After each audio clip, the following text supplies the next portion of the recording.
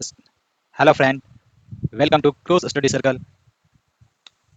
Today we will learn about प्रस्तावना, that is preamble. चलिए हम लोग आज प्रस्तावना के बारे में समझेंगे कि प्रस्तावना क्या है। हमारे संविधान में प्रस्तावना को बताया गया है। ये संविधान का आत्मा है। चलिए इसके बारे में समझते हैं। जैसा कि हमारे भारत का संविधान में कहा गया है कि हम भारत के लोग भारत का एक संपूर्ण प्रभुत्व संपन्न समाजवादी पंथ निरपेक्ष लोकतंत्रात्मक गणराज्य बनाने के लिए तथा इसके समस्त नागरिकों को सामाजिक आर्थिक और राजनीतिक न्याय, दूसरा प्रतिष्ठा और अवसर की समता प्राप्त करने के लिए और विचार अभिव्यक्ति विश्वास धर्म और उपासना की स्वतंत्रता तथा उन सब में व्यक्ति की गरिमा और राष्ट्र की एकता तथा अखंडता सुनिश्चित करने वाली बंधुता बढ़ाने के लिए दृढ़ संकल्प होकर अपने इस संविधान का भारत में जो संविधान का तारीख है दिया हुआ है वो 26 नवंबर 1949 को इस संविधान को अंगीकृत किया गया और अधिनियमित और आत्मसमर्पित किया गया है। इसके बारे में चलिए आज हम लोग समझेंगे कि संविधान के अधिकार का स्रोत क्या है, भारत की प्रकृति का क्या है, संविधान को अंगीकृत करने की जो तिथि है वो तिथि क्या है, उसके बारे में आज समझेंगे। भारत की प्रस्तावना के बारे में आज पूरी तरह से हम लोग पढ़ेंगे समझेंगे। ओके दोस्तों, चलिए चलिए पहले हम लोग भारत की प्रकृति की बात करें तो भारत की प्रकृति कैसी है। यहाँ प्रकृति की बात की जाए तो चलिए भारत की प्रकृति के बारे में समझते हैं। किसकी? भारत की।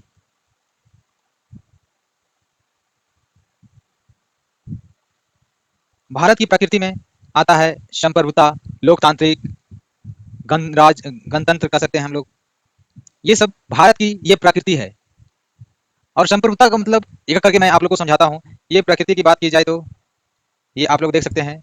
भारत की प्रकृति के तीन भाग हैं, जो कि तीन भाग में बांटा गया है। पहला, जैसा कि मैंने बताया, संप्रभुता। दूसरा, लोकतांत्रिक।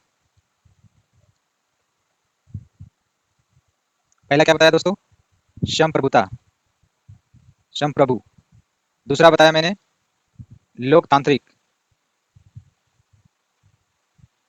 तीसरा बोला गणतंत्र, गणतंत्र। ये हमारे देश की प्रकृति तीन भागों में बटी हुई है, जो कि हम लोग समझ सकते हैं कि ये भारत की प्रकृति संप्रभुता, संप्रभु है, लोकतांत्रिक है और गणतंत्र भी है। चलिए समझते हैं कि संप्रभु क्या है। संप्रभु का बात की जाए तो क्या समझेंगे संप्रभु के बारे में। थोड़ी विशेष जानकारी इसमें लेंगे। संप्रभु उसे कहा जाता है जो कि स्वतंत्र देश रहे। जो कोई स्वतंत्र देश है, जैसे कि कोई आंतरिक और बाहरी मामले में उसको आज़ादी है, जो कि अपने निर्णय वो खुद से ले सके, उसको बोलते हैं स्वतंत्र देश। समझ गए? ये पहली पॉइंट की बात करें तो ये स्वतंत्र देश को कहा जाता है संप्रभु, स्वतंत्र देश। हमारा देश भी कैसा है? स्वतंत्र देश है, जो कि हमारे देश में बाहरी और आंतरिक जो मामले होते हैं वो खुद से ले सकते हैं। समझ गए? जो और किसी की दूसरे की राष्ट्र डोमिनियन या उपनिवेश नहीं है हमारे देश में। समझ गए?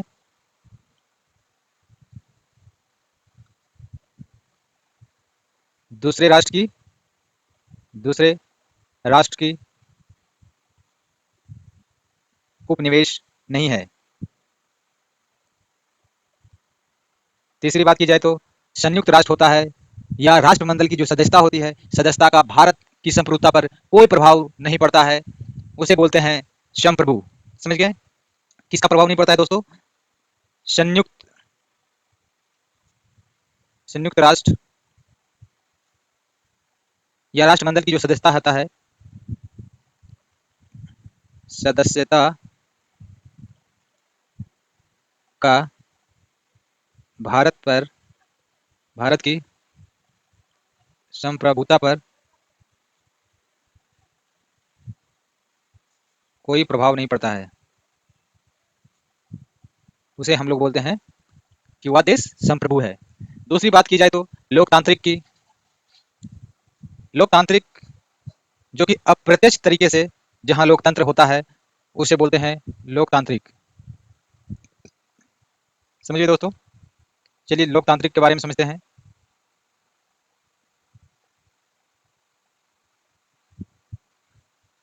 लोकतांत्रिक क्या है?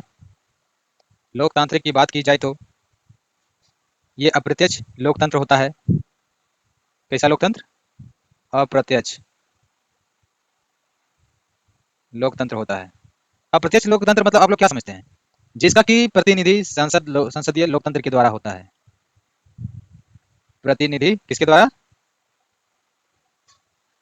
संसदीय लोकतंत्र के द्वारा, लोकतंत्र के द्वारा। समझ गए दोस्तों? और जहां पर कुछ घोषणाएं जैसे कि सार्वभौमिक वैश्विक मताधिकार वहां प्राप्त होता है, समय समय पर चुनाव आदि होते हैं। समझ गए दोस्तों? वैसे देश को बोलते हैं लोकतांत्रिक देश। समय समय पर चुनाव होना।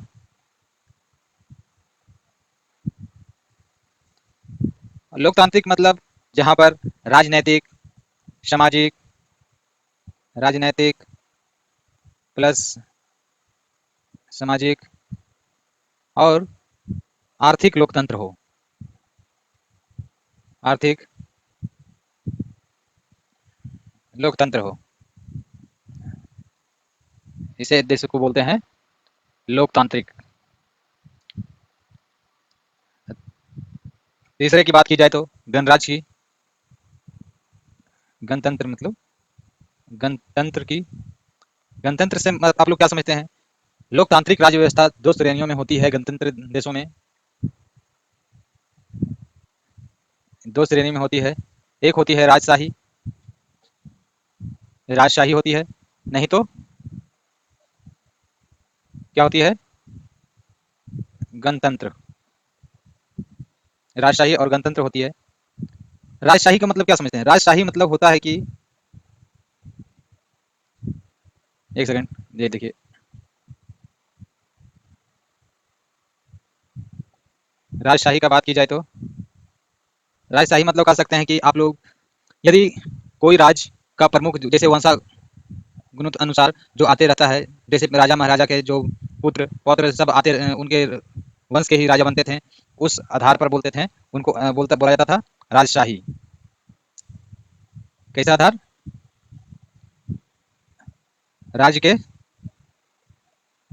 वंशानुगत आधार कोई रहता है उसे बोलते हैं राजशाही। समझ गए? और दूसरा बात की जाए तो ये गणतंत्र की। गणतंत्र मतलब आप लोग क्या समझते हैं इसका मतलब? गणतंत्र मतलब कि कोई देश में यदि निर्वाचन के द्वारा कोई प्रमुख को चुना जाता है तो उसको बोलते हैं गणतंत्र। गणतंत्र उसको बोलते हैं जहां निर्वाचन के आधार पर चुना जाता है, जहां पे निर्वाचित किया जाता है, या आप लोग जो वो हो सकता है प्रत्यक्ष तरीका से भी या अप्रत्यक्ष तरीका से भी। निर्वाचित कैसे हो सकता है?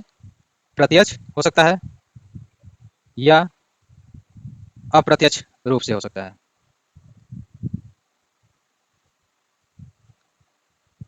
रूप से। वैसे देश को बोलते हैं गणराज्य। भारत के संविधान के प्रस्तावना है, उसके मुख्य उद्देश्य क्या है?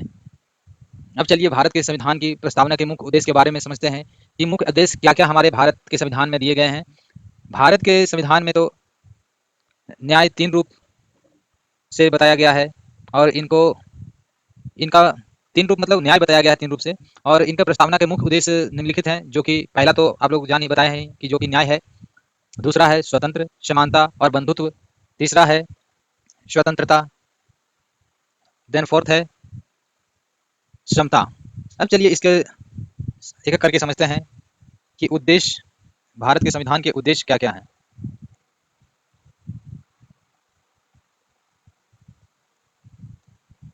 संविधान के उद्देश्य, उद्देश्य की बात की जाए तो पहला हम लोग समझते हैं न्याय के बारे में। समझे? न्याय में समझेंगे कि न्याय क्या है। न्याय वह है जैसे कि सामाजिक हो गया, आर्थिक हो गया और राजनीतिक हो गया। इन सब में सामाजिक भेदभाव जहाँ पे नहीं हो रहा है, जहाँ सामाजिक भेदभाव के बिना सभी नागरिकों को समान व्यवहार किया जा रहा है। आर्थिक मतलब कि धन, आय का, संपत्ति का असमानताओं को दूर किया जा रहा है।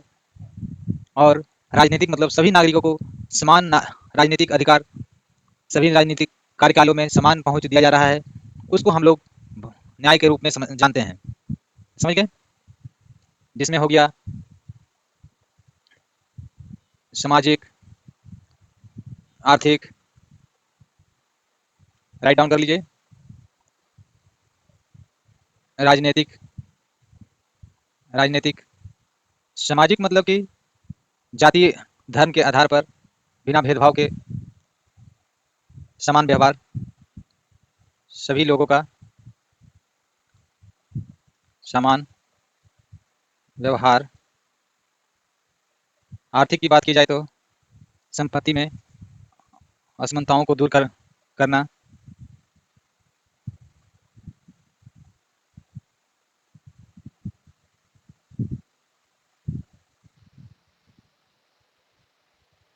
असमानताओं को दूर करने के बारे में हो गया।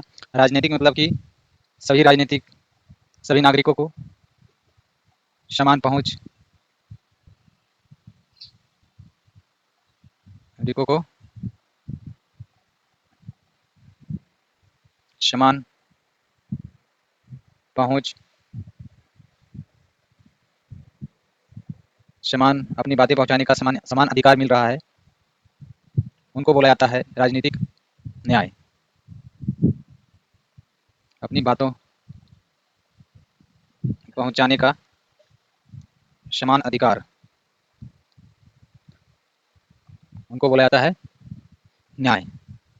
चलिए अब समझते हैं कि नेक्स्ट हम लोग न्याय के बाद आता है स्वतंत्रता, समानता, बंधुत्व। स्वतंत्रता, समानता, बंधुत्व की बात की जाए तो ये स्वतंत्रता, समानता, बंधुत्व ये कहां से ले गया है? स्वतंत्रता, समानता, बंधुत्व ये कहां से लिया गया है दोस्तों? ये लिया गया है फ्रांसीसी क्रांति से लिया गया है। कहां से? फ्रांसीसी क्रांति से लिया गया है।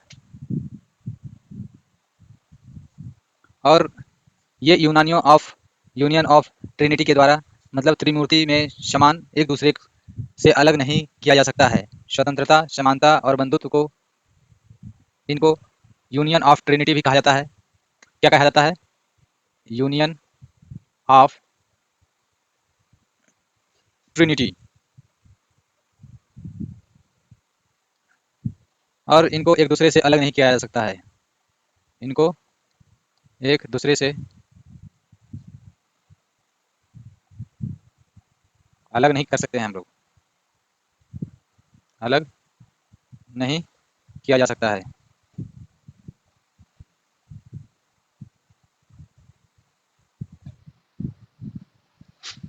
अब नेक्स्ट बात करें कि स्वतंत्रता की। स्वतंत्रता क्या है? स्वतंत्रता व्यक्तियों की जो गतिविधि होती है उस पर प्रतिबंधित नहीं होता है। उसकी अनुपस्थिति को, प्रतिबंध की अनुपस्थिति को हम लोग स्वतंत्रता के रूप में जानते हैं।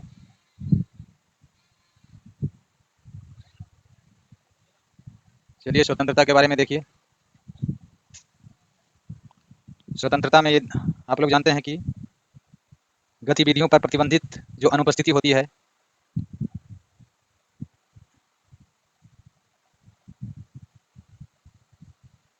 गतिविधियों पर प्रतिबंधित अनुपस्थिति को हम लोग स्वतंत्रता के नाम से जानते हैं। जैसे कि व्यक्तिगत जो व्यक्तित्व के विकास होते हैं उसको ये अवसर प्रदान करती है। इसमें कोई रोक टोक नहीं होता है, कोई भी अपने अनुसार अवसर देख सकता है। व्यक्तिगत विकास के अवसर प्रदान किए जाते हैं। विकास के अवसर प्रदान है। इनको स्वतंत्रता के क्षेत्र में समझा जा सकता है। और इन पर कोई विचार, अभिव्यक्ति, विश्वास और उपासना की स्वतंत्रता होती है। इनको इनको विचार,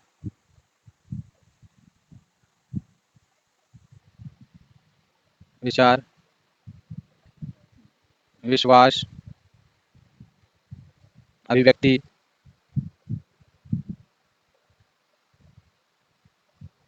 आस्था और उपासना की स्वतंत्रता होती है। उपासना की स्वतंत्रता होती है। समझ गए दोस्तों? और स्वतंत्रता को संविधान में लिखित सीमाओं के भीतर पूर्ण नहीं बल्कि शर्त युक्त स्वतंत्रता को दर्शाया गया है। संविधान में कैसी स्वतंत्रता दर्शाया गया है? शर्त युक्त, मतलब कुछ शर्तें लागू कर कर उस स्वतंत्रता को दर्शाया गया है। स्वतंत्रता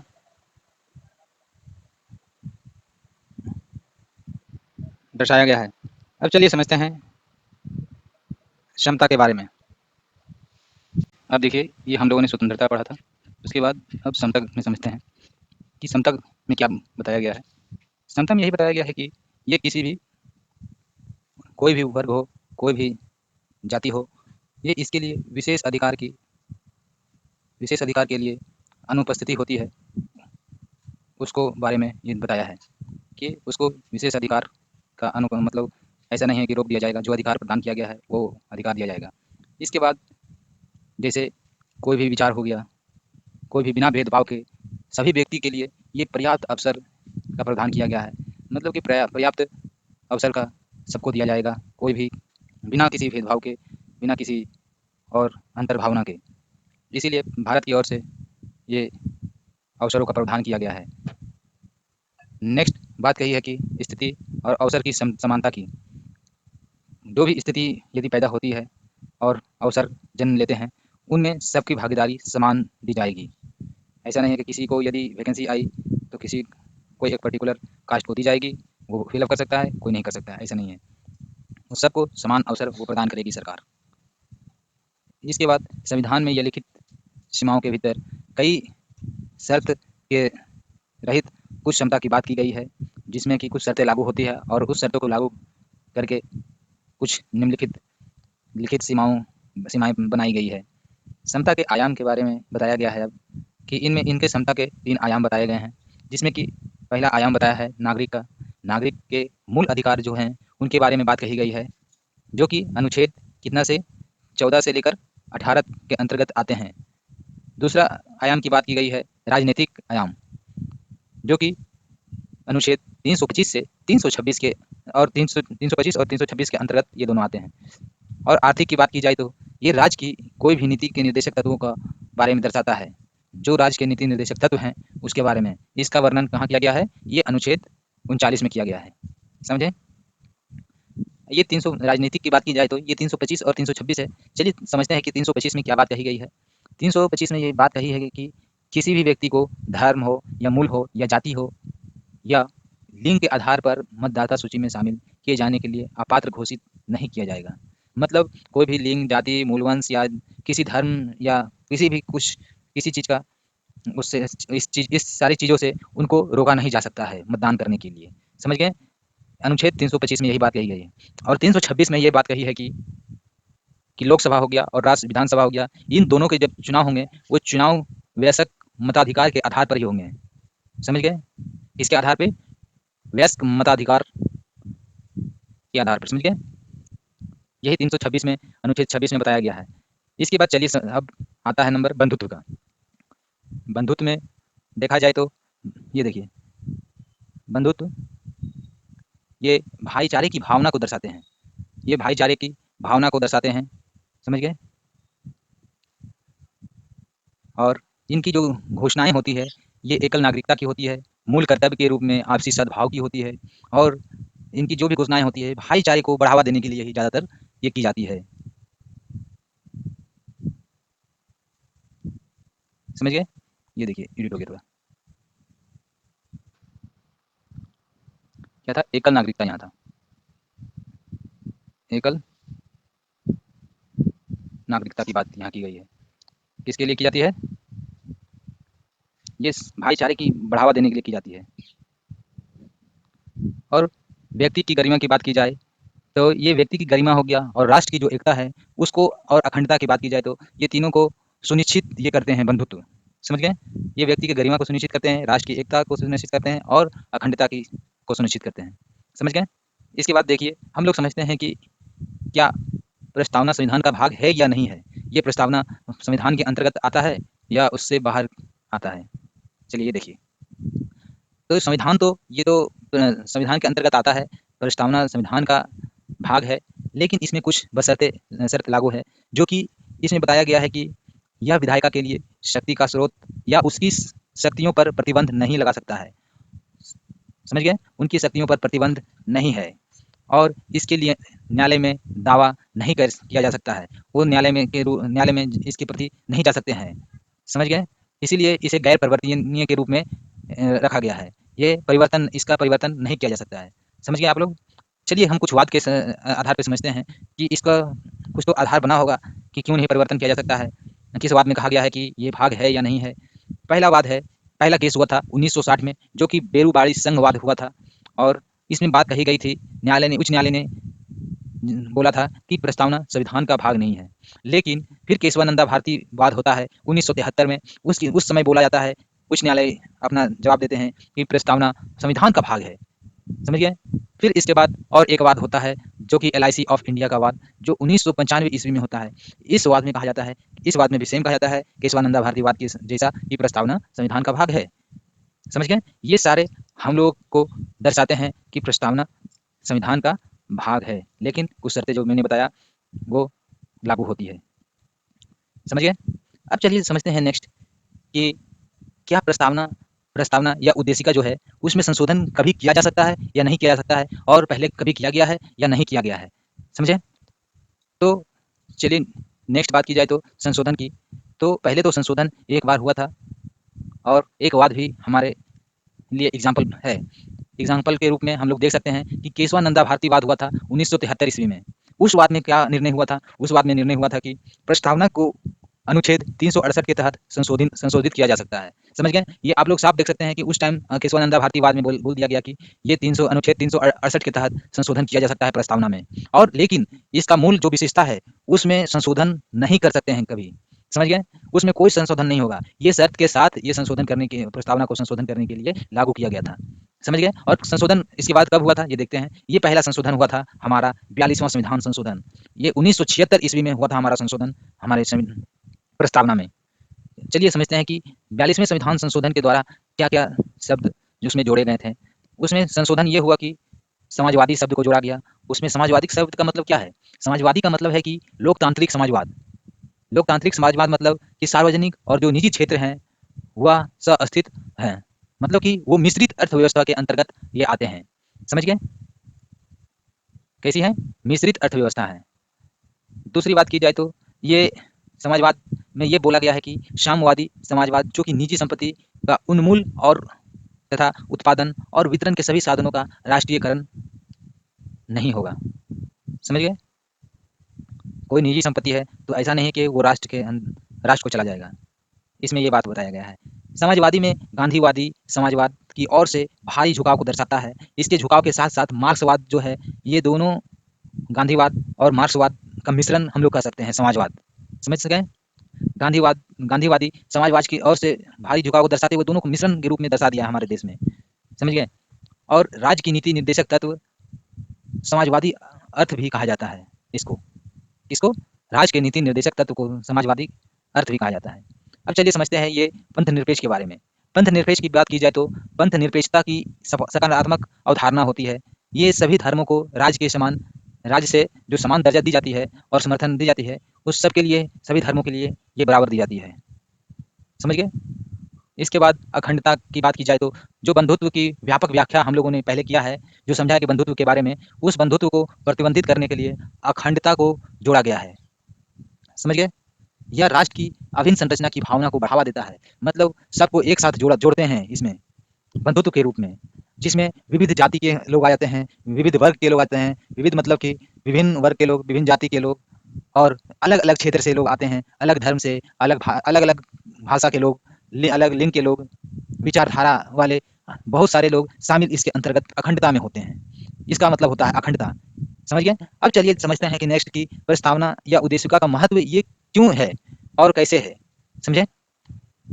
ये देखा जाए तो प्रस्तावना को हम जानते हैं कि प्रस्तावना संविधान का भूमिका के रूप में दर्शाया गया है और प्रस्तावना सार का संविधान का एक कहें तो सार है और प्रस्तावना को आत्मा भी कहा गया है संविधान का। क्या है? संविधान का आत्मा किस ये क्वेश्चन कई बार पूछा गया है कि प्रस्तावना संविधान का क्या है? संविधान का आत्मा है या भूमिका कह सकते हैं या सार कह सकते हैं। समझ गए? संविधान में जो मौलिक दर्शन है वो आधारभूत मूल्यों का एक प्रतीक को दर्शाता है। संविधान सभी उच्च और महान विचारों का दर्शन हम लोग कह सकते हैं, जिसमें महान विचार के बारे में उसमें वर्णित किया गया है। अच्छा, महान विचारों के साथ हमारा संविधान बना है। समझ गए? नेक्स्ट देखा जाए तो ये संयुक्त राज्य अमेरिका की स्वतंत्रता की घोषणा के समान है। संयुक्त राज्य अमेरिका में जिस तरह स्वतंत्रता की घोषणा करते हैं की गई है उसके समान माना गया है। दिसंबर 1946 में पंडित नेहरू का द्वारा जो तैयार किया गया प्रस्तावना और पेश किए गए उद्देश्य प्रस्ताव को पर आधारित उद्देश्य प्रस्ताव पर ही आधारित ये सब सारे प्रस्तावना को पेश किया गया, जिसे जनवरी 1947 में संविधान सभा द्वारा ये अपनाया गया था। समझ गए? चलिए नेक्स्ट देखते हैं, इसके बाद समझते हैं। और देखिए अन्य संबंधित इसके बात की जाए तो भारतीय संविधान स्वतंत्रता अधिनियम 1947 को पारित होने तक ये भारत ब्रिटिश साम्राज्य का एक उपनिवेश के रूप में कार्य करता था और ये 15 अगस्त 1947 से 26 जनवरी 1950 तक भारत राजनीतिक स्थिति कैसी थी? ये ब्रिटिश राष्ट्रमंडल देशों में एक डोमिनियन की प्रवृत्ति जैसी थी। फिर उसके बाद 26 जनवरी 1950 को खुद एक संप्रभु गणराज्य घोषित करके भारत ने ब्रिटिश डोमिनियन की स्थिति को समाप्त कर दिया। इसके बाद पाकिस्तान वर्ष 1956 तक ब्रिटिश डोमिनियन का राज बना रहा, लेकिन हमारा देश ये 1950 में ये ब्रिटिश डोमिनियन राज खत्म कर दिया। समझ गए? इसलिए इसकी महत्वता बढ़ जाती है। चलिए अब लोकतंत्र के प्रकार की बात करते हैं। लोकतंत्र के आप लोग देख रहे हैं कि ये स्लाइड पे बताया गया है कि लोकतंत्र के दो प्रकार हैं। पहला है प्रत्यक्ष लोकतंत्र, दूसरा अप्रत्यक्ष लोकतंत्र। प्रत्यक्ष लोकतंत्र की बात करें तो ये इसमें 4 मुख्य औजार के रूप में देखा जा सकता है। पहला है रेफरेंडम मतलब परिपक्वता और दूसरा बोला जाए तो रिकॉल प्रत्यावर्तन और प्रत्याशी को वापस बुलाना। समझ गए? थर्ड में इनिशिएटिव, ये पहल की बात की गई है। और लास्ट बात किया गया है जनमत संग्रह का, जो कि प्लीबिसाइट है। परिपरीक्षा मतलब क्या है? परिपरीक्षा इसके तहत एक प्रस्तावित कानून को मतदाताओं के प्रत्यक्ष वोटों के माध्यम से उनकी स्वीकृति के लिए उनके पास भेजा जाता है। इसी को परिपरीक्षा कहा गया है। और प्रत्यावर्तन या प्रत्याशी को वापस बुलाना, इसमें इस समझ सकते हैं कि इसके जरिए मतदाता या किसी प्रतिनिधि या एक अधिकारी को उसके कार्यकाल से पहले हटा देते हैं यदि वह अपने कर्तव्यों को उचित पालन नहीं करता है। तो इसको प्रत्यावर्तन या प्रत्याशी को वापस बुलाना कहा गया है। और पहल मतलब तो आप लोग जानते ही हैं कि पहल इनिशिएटिव के साथ इसके तहत कानून बनाने के लिए लोक विधायिका में एक विधेयक को प्रस्ताव कर सकते हैं। समझ गए? और जनमत संग्रह लोक महत्व के किसी भी मुद्दे पर लोगों का राय प्राप्त कर सकते हैं। मतलब ये पब्लिक का राय जनमत संग्रह के थ्रू जान सकते हैं। Public opinion. समझ गए? ये हम लोगों ने समझा कि प्रत्यक्ष लोकतंत्र क्या है। अब देखिए अप्रत्यक्ष दूसरा होता है लोकतंत्र के प्रकार में अप्रत्यक्ष लोकतंत्र। अप्रत्यक्ष लोकतंत्र का मतलब हुआ कि जनता के द्वारा जो चुने गए प्रतिनिधि होते हैं सर्वोच्च शक्ति या उन शक्तियों का प्रयोग करते हैं उनके द्वारा जो सर्वोच्च शक्ति दी जाती है उनको प्रयोग करते हैं। इस प्रकार इसे प्रतिनिधित्व लोकतंत्र के रूप में भी जाना जाता है। ये 2 प्रकार के होते हैं। पहला होता है संसदीय, दूसरा होता है राष्ट्रपति व्यवस्था। समझ गए? यही था हमारा प्रियम्बल में जो कि हम लोगों ने समझा। हमारा ये टॉपिक प्रस्तावना का खत्म होता है और नेक्स्ट क्लास में हम लोग न्यू टॉपिक के साथ समझेंगे नेक्स्ट चीज़ें। चलिए ओके, जय हिंद, जय भारत।